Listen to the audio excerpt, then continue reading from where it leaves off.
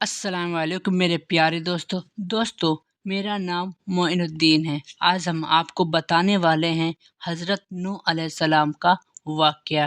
حضرت نوح علیہ السلام ایک ایسے پیغمبر تھے جو 950 سال تک زندہ رہے اور اللہ کی طرف لوگوں کو دعوت دیا کرتے تھے اور لوگوں کو گمراہی سے بچانے کا کام کیا کرتے تھے۔ اگر آپ بھی اس طرح کی ویڈیو کو سننا پسند کرتے ہیں تو پلیز ہمارے چینل کو سبسکرائب کرنا نہ بھولیں۔ تو دوستو ہم شروع کرتے ہیں ایک ریئل اسٹوری، حضرت نوح علیہ السلام کا واقعہ۔ حضرت آدم علیہ السلام کی وفات کے بعد تقریباً 1000 سال بعد حضرت نوح علیہ السلام اس دنیا میں تشریف لائے۔ حضرت آدم علیہ السلام کے بعد کی نسل بہت ہی نیک تھی۔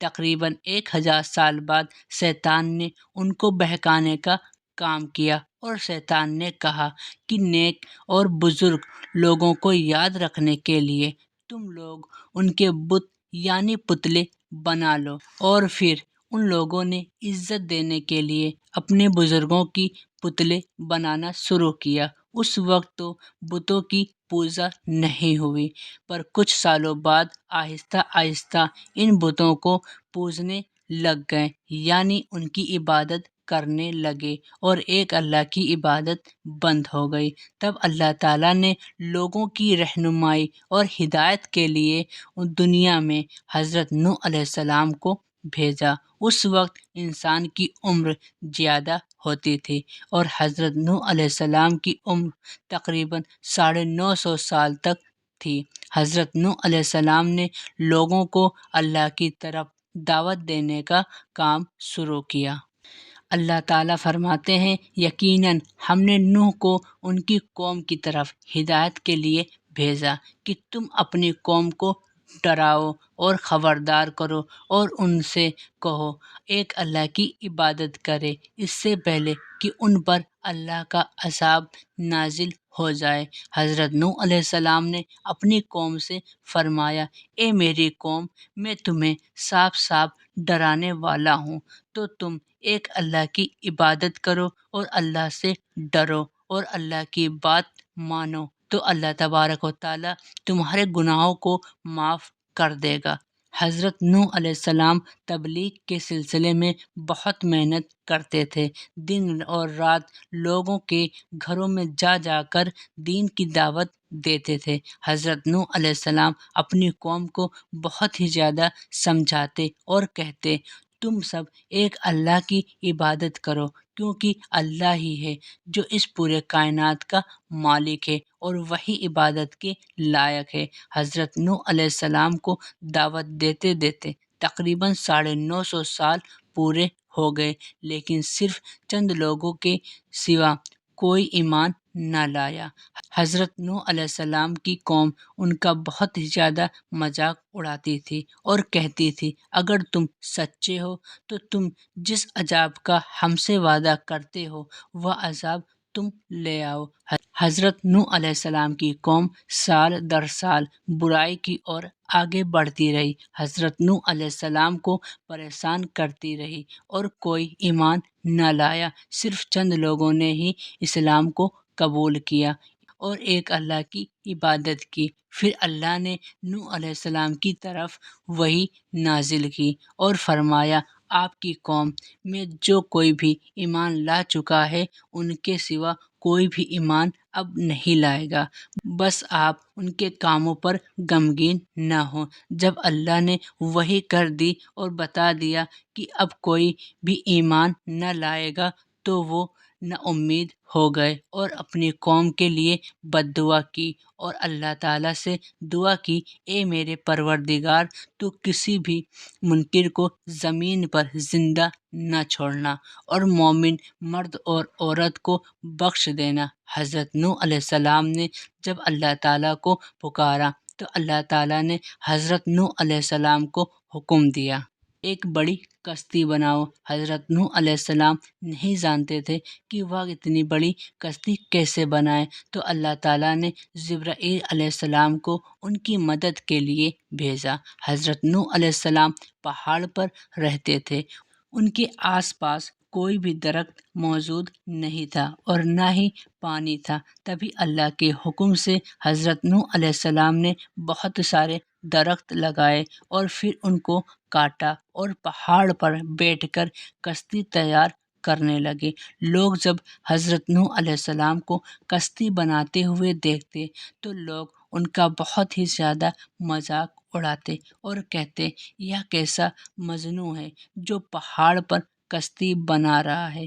دھیرے دھیرے ایک بہت محنت کے بعد ایک بہت بڑی کشتی تیار ہوئی۔ ایک جگہ فرمایا گیا ہے کہ حضرت نوح علیہ السلام نے یہ کشتی 100 سال میں تیار کی۔ اس کشتی کی لمبائی 300 گز، اونچائی 30 گز اور چوڑائی 50 گز تھی۔ ایک اندازہ کے مطابق اس کشتی کی لمبائی 1 کلومیٹر تھی اور اونچائی 30 ہاتھ، اور کشتی عام کشتیوں کی طرح اوپر سے کھلی ہوئی نہیں تھی، بلکہ اسے جیسے نیچے سے بند کیا گیا تھا ویسے ہی وہ اوپر سے بند تھی، تاکہ اوپر سے جو بارش برسے وہ انہیں نقصان نہ دے۔ اس کشتی کے 3 فلور تھے اور ہر فلور میں ایک دروازہ تھا، اور اللہ تعالیٰ نے حضرت نوح علیہ السلام کو حکم دیا، ایمان والوں کو اور اپنے گھر والوں کو اور دنیا میں تمام جانوروں کے جوڑوں کو اس کشتی پر سوار کرو، یعنی جمع کرو۔ پھر اللہ تعالیٰ نے آسمان اور زمین سے پانی کو بھر دیا اور کچھ ہی دیر میں زمین پر پانی کا سیلاب آ گیا۔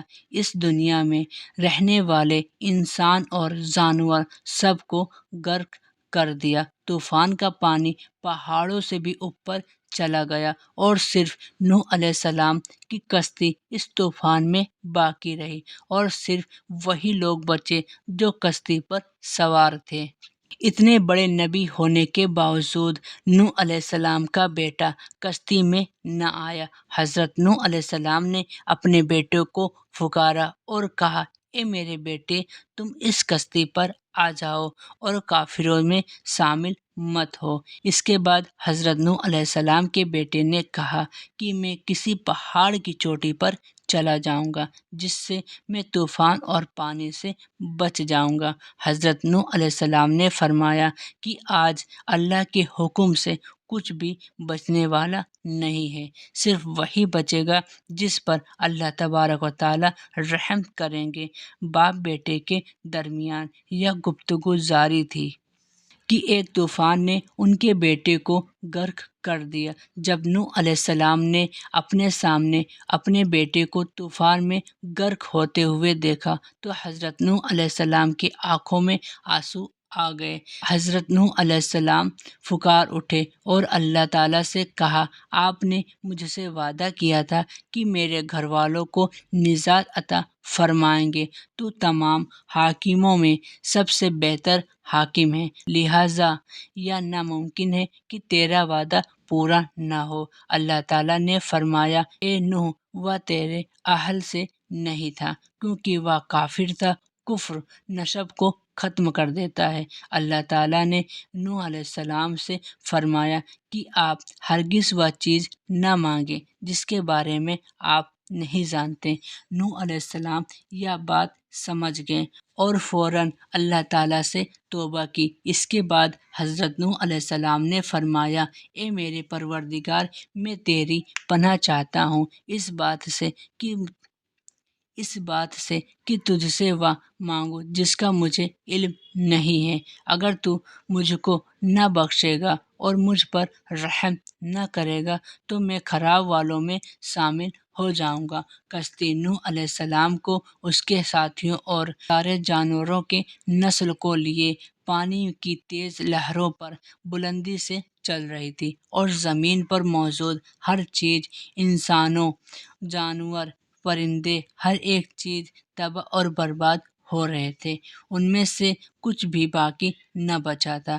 اگر کوئی بچا تھا تو وہ تھے کشتی والے۔ حضرت نوح علیہ السلام اور ان کے ساتھی 6 مہینے تک اس کشتی میں رہے۔ آخر اللہ کے حکم سے طوفان رک گیا۔ اللہ نے زمین کو حکم دیا کہ وہ پانی نگل جائے، اور اس کے بعد زمین نے اللہ کے حکم سے سارا پانی نگل لیا اور زمین خشک ہو گئی اور کشتی پہاڑ پر جا کر رک گئی۔ اب انہیں حکم ہوا کہ سلامتی کے ساتھ اس کشتی سے اتر جاؤ، اور آپ سب پر برکت نازل ہوگی اور ان نسلوں پر بھی جو آپ سے پیدا ہوں گے۔ حضرت نوح علیہ السلام سے آگے کی نسل شروع ہوئی اور زمین پر ان کی اولاد کے علاوہ کوئی بھی نسل باقی نہ رہی، اور اس کے بعد سارے جانور کی نسل بھی یہیں سے شروع ہوئی۔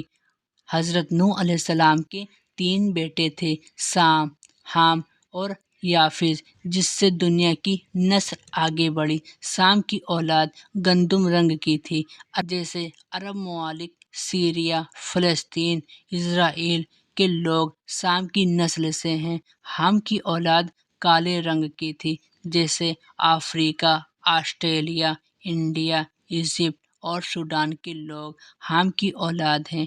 گورے رنگ کے لوگ یافز کی اولاد ہیں، جیسے چائنا، جاپان، کوریا اور یورپ کے لوگ یافز کی نسل سے ہیں۔ حضرت نوح علیہ السلام کا چوتھا بیٹا، جو ایمان نہ لانے کی وجہ سے طوفان میں نیست و نابود ہو گیا تھا، اور اس سے کوئی نسل آگے نہیں بڑھی تھی۔ قرآن میں اللہ تبارک و تعالیٰ فرماتے ہیں، اور ہمیں نوح نے پکارا تو دیکھ لو کہ ہم کیسے اچھی دعا قبول کرنے والے ہیں۔ ہم نے اسے اور اس کے فرما برداروں کو اس مصیبت سے بچا لیا، اور ان کی اولاد ہم نے باقی رہنے والی بنا دی۔ طوفان کے بعد حضرت نوح علیہ السلام 350 سال تک زندہ رہے۔ اس کے بعد حضرت نوح علیہ السلام وفات پا گئے۔ حضرت نوح علیہ السلام کی کشتی آج بھی دنیا میں موجود ہے۔ ریسرچ کے مطابق کشتی ترکی میں ڈھونڈ لی گئی ہے۔ تو دوستو، اگر آپ کو ہماری یہ ویڈیو پسند آئے تو ویڈیو کو لائک، سبسکرائب کریں، اور ہمیں کمنٹ میں ضرور بتائیں کہ آپ کو یہ ویڈیو کیسی لگی۔